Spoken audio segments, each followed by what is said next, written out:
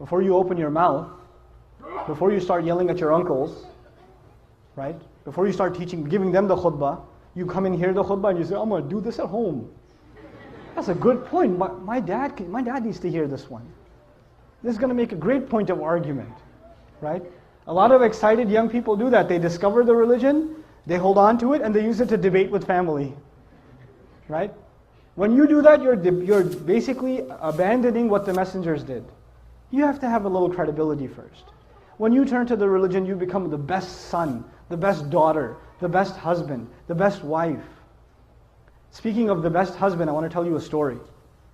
A really good one on this subject, making people conscious of Allah. You don't just invite people to have taqwa of Allah with your words.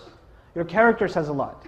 A friend of mine, he became a friend actually on a short trip, told me about how he was raised in a Muslim family. He's Guyanese origin, and in Guyana there's Muslims that are committed, and there's Muslims that have mixed their religion with Hinduism, and some Muslims that are just Muslim by name, and they've completely almost lost everything of the religion. They almost know nothing of the religion. So as he was growing up in New York, he almost completely just wasn't even practically Muslim.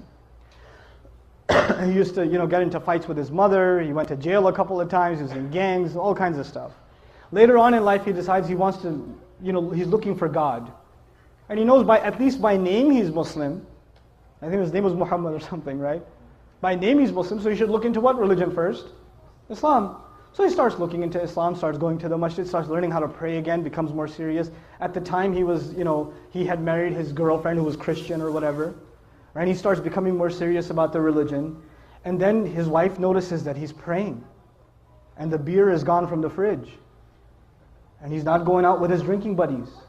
And he doesn't go to Atlantic City on the weekends. He's a different guy. Something's changed, And he doesn't say anything to her. Just on his own, he didn't yell at her, didn't tell her to, put a hijab on or whatever, lose all her friends. He didn't do any of that. He went to a scholar, and I make dua for the scholar that he went to. He didn't tell me his name, but he said, I went to my scholar, and I told him, look, I'm becoming more and more aware of Islam, but my wife, of course, is a Christian, and she's not even a practicing Christian. She's just kind of what I was before. She's exactly like I was before. How do I help her? He said, don't tell her a thing about Islam, just be the best husband you can be, and to do that, just study what kind of a husband the Prophet was. Just do that. Don't worry about what you need to tell her, worry about being the best possible husband, and that is the sunnah of the Messenger. The Messenger would buy his wife gifts, the Messenger would joke with his wife, the Messenger would spend time with the mother of the believers, the Messenger would praise and compliment the mother of the believers. I'm mentioning that on purpose, guys. He would compliment them. You guys eat the first morsel of food in iftar, like, And the wife says, what? You go, nothing. Right? You drink, some of the desis here drink the first little sip of lassi. Look, I know the economy's bad, but are we really that short on sugar? Or, Very painful for you to say a compliment. I understand, especially for those of you that come from my original country, Pakistan. For you to give a compliment to your wife can cause an ulcer. So I understand, but it's a sunnah, guys. Good food. That's amazing.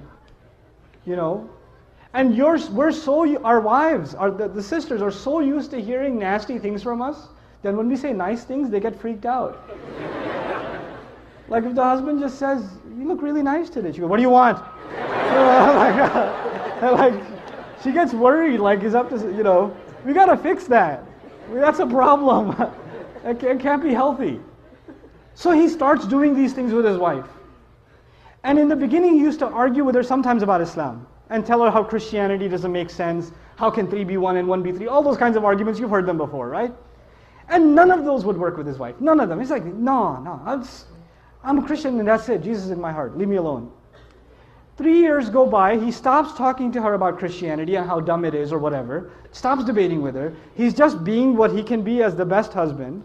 And one day he's making maghrib and his wife joins him in salat. And he's in salat. It messes up his salat. Right? What's happening here? Right? So, he gives, after Salat, he looks at her and he goes, what happened? And she goes, what? Nothing. And he goes, no, you have to tell me what happened. And of course she says what pretty much any wife would say, it's complicated. All right? But eventually she tells him, and she tells him, look, I've never seen a husband like you. My dad wasn't like that. I've never seen a father like you. The way you are with our child, I've never seen a father be like that. It's so beautiful. This religion can't be wrong. It can't be wrong. This is ittaqullah. You see how aware you are of Allah in your life. Right? It's not how many ayat you've memorized, how many ahadith you know, how much knowledge you can spit out at someone, how many quotes from scholars you can deliver. It's not about that.